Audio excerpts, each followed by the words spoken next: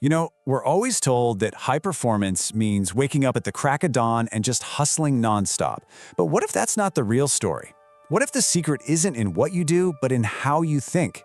Today, we're going to dive into the psychology of elite minds, and you'll see that peak performance, it really does start from the inside out.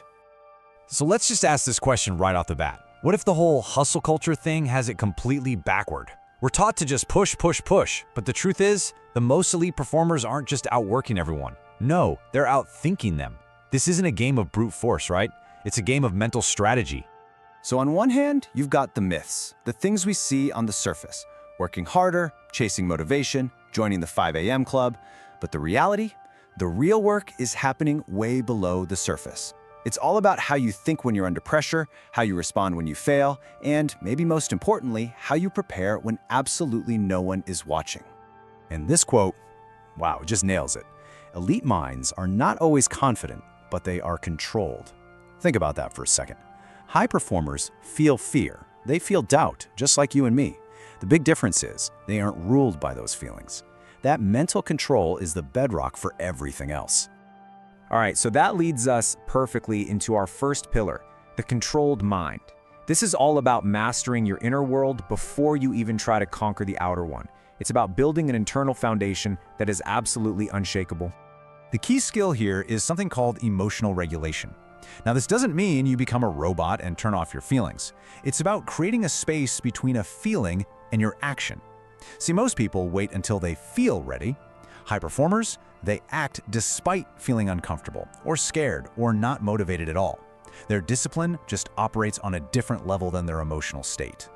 You got to burn this into your brain. Feelings are temporary. Discipline is permanent. Our emotions are like the weather, right? They're always changing. But discipline, that's the engine you build that just keeps running, rain or shine, long after that initial burst of motivation is gone. And you can see this mental control in action when things go wrong. Faced with the setback, the average person has an emotional reaction. Why is this happening to me? It's a victim mindset. The high performer, they immediately shift into strategic thinking. Okay, what can I learn from this? Failure isn't personal, it's just data.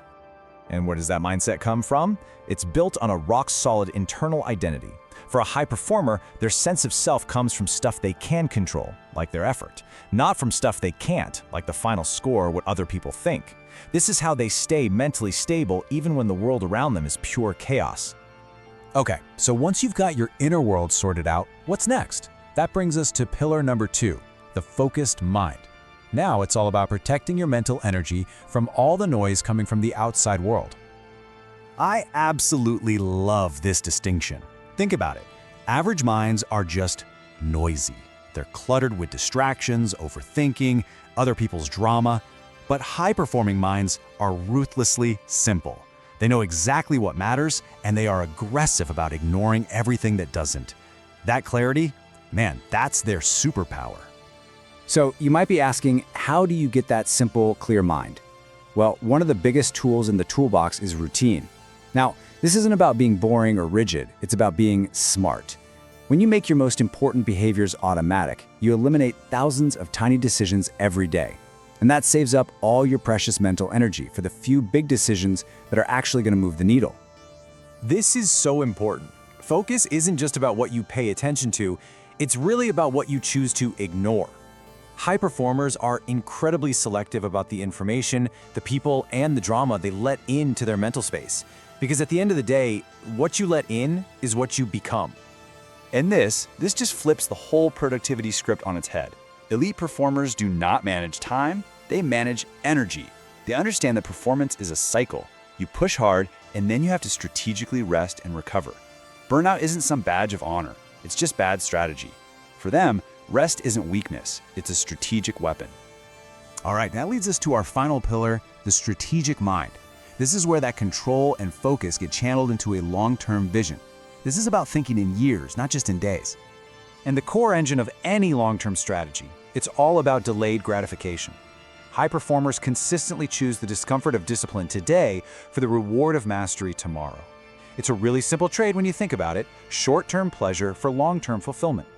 This is basically their playbook. They operate on a completely different timescale.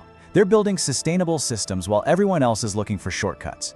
They prioritize real growth, not temporary hype. And this is a big one. They let go of perfection because they know that consistent action will always beat perfect planning. So what about pressure? We all feel it. How do they handle it so well? Well, they don't just hope for the best, they prepare for the worst. They mentally rehearse, so when the pressure cooker environment actually happens, all that chaotic energy gets turned into a laser beam of focus. For them, pressure isn't a threat, it's a signal to lock in. Now this next point it's a tough one, but it's so true. When you're playing the long game, your day-to-day actions might not make any sense to people who are stuck in the short term. And that means you have to be comfortable being misunderstood. It requires a level of emotional toughness to know your path might look strange to the crowd before it elevates you above it. So we have these three pillars: the controlled mind, the focused mind, the strategic mind. How does this all come together? Well, it all comes down to one core idea: alignment. See, true sustainable performance isn't about forcing things to happen. It's about aligning your mind so that the results happen almost naturally, like a byproduct of having a well-tuned inner world. Look, the goal here isn't to become some kind of superhuman or an emotionless robot.